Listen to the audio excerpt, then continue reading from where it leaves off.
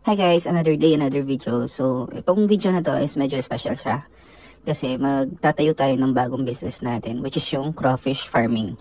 So, samahan nyo ako mula umpisa hanggang matutunan natin kung paano tayo kikita ng 6 digits sa ganitong larangan. So, tara! So matagal ko na kasi talagang planong pasukan yung business ng livestock. Dami kasing nagsasabi na good business yun dahil essential nga yung pagkain sa ating mga tao. Ang problema lang, yung mga napag-usapan namin dati is about poultry, piggery, ganun. Which is, kailangan ng malaking space para maumpisahan mo siya. And also malaking puhunan dahil mahal yung mga baboy at yung mga kinakain nila. So aside from that, naisipan ko rin alaga ng tilapia at ng hito. Ang problema lang, wala din akong lugar. So gusto ko kasi, kung ano man yung business na papasukan ko, umpisan ko lang siya sa labas ng bahay namin. So kaya dito pumasok yung crayfish.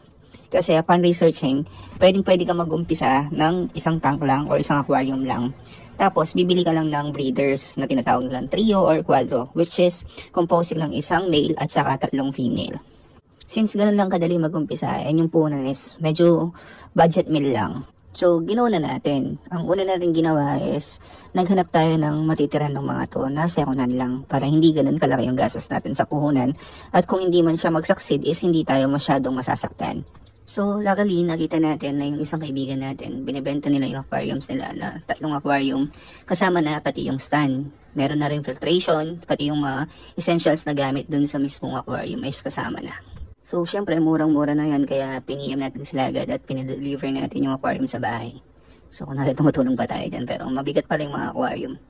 So, since meron na tayong bahay, next step natin na kailangan gawin is maghanap tayo ng supply or ng breeder na pagkukuhanan ng crayfish natin. Dito natin nakilala si Sir Alejandro. Minit natin siya sa SM Talabastagan para kunin yung mga crayfish sa kanya. So, nagkasundo kami sa 10 pieces na 3,000 pesos. So, around ganitong presyo talaga yung mga makikita nyong crayfish, guys. Lalo na kung yung tinatawag nilang taguro line or yung malalaki. Tapos, 4 to 5 inches na rin tong mga to. And usually, yung mga color blue, yung mga ganun yung presyo. So, kung gusto nyo din pasukan, ganun yung budget na kailangan yung i-prepare. So, dito tinuturuan na tayo ni Sir kung ano yung dapat nating mga tandaan to make sure na hindi tayo magkakaroon ng mortality or mamatayan ng mga crayfish na kukunin natin sa kanya. Tapos, in-interview na rin natin siya ng konti kung paano siya nag-umpisa. So, pakinggan nyo siya, guys. Ilang crayfish ka nag-umpisa, sir? Yung mga yan? Ito lang? Tapos anak na yan itong mga to? Grabe. Mabot din ako ng 8 months na yan, sir. Bago talaga magkaroon ng income, no? Pero ilan yung tinaraman yan, sir? Nakakaano ako, sir. Yung unang ano ko, sir. Ang laki na take niya. Oo. Yung dalawang ano ko. Nakapagpatuloy ako. Almost 150. Oo. Sa isa. Tapos sa isa. Halos sa isang daan. Pero natnag ko rin. Nakalaki ko na sila halos. Kaya inaaw ko sila. At ano daw, 4 months old.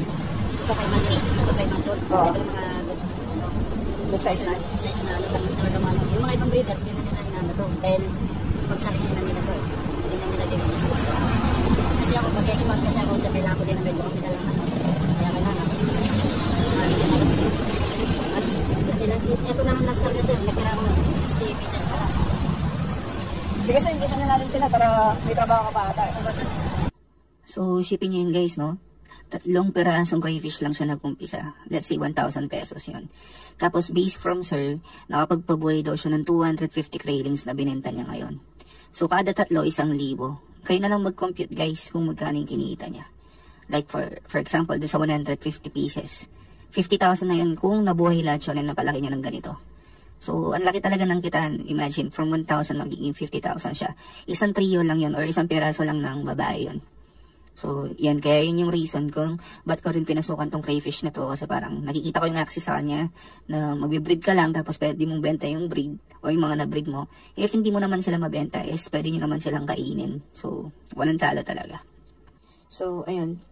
Dito na uwi na natin yung mga crayfish. Tapos, pinag-iwa-iwalay natin yung mga lalaki. Tapos, tig-2 babae sila per tank para hindi sila siksikan doon. And may kanya-kanya silang mga partners. Lalaki to. So, ayan, kung mapapansin nyo, meron siyang orange siya, kanyang mga galamay. So, 1. Partneran natin siya ng 3 asawa. So, ito, yung blue. Okay natin sa akin. So, parang nabulit. Mas maliit yung isa niyang claw versus dun sa isa. Tapos, bigyan din natin siya ng ganitong kulay na. Putang ina mga. So, after natin makapamili guys, i-acclimate muna natin sila. Ito yung pagbabad natin sa kanila using a container dun sa paglilipatan natin fish tank. Para hindi sila magulat kung anong temperature ng tubig doon and hindi sila ma-water shock or mag-cause ng pagkamatay nila. And so, make sure lang na masanay muna sila sa climate ng paglalagyan nyo before natin sila ibabad sa mismong tubig. So yun guys, update lang. Lahat sila nakababa na dun sa nalagyan kanina pag-apply nito. 1, 2, 3. Sa itong pang-apat. So, hayaan muna natin silang masanay yung bagong habitat nila. So, ito naman sila ba? So, ito naman sila. 1. Saan yung masanay mo? 2. 3. Pero isang hindi ko lang nasa. So, hayaan muna natin silang mag-liwaliw dyan. Ito sa taas. Yung isa tumatawi na siya. 1, 2, and 3. Okay, nakakas dyan na. Dyan lang well. Ayan.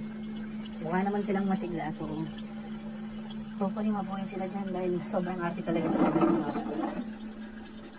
Sana magustuhan nila yung flipper natin bagong bahay nila and makapagparami sila.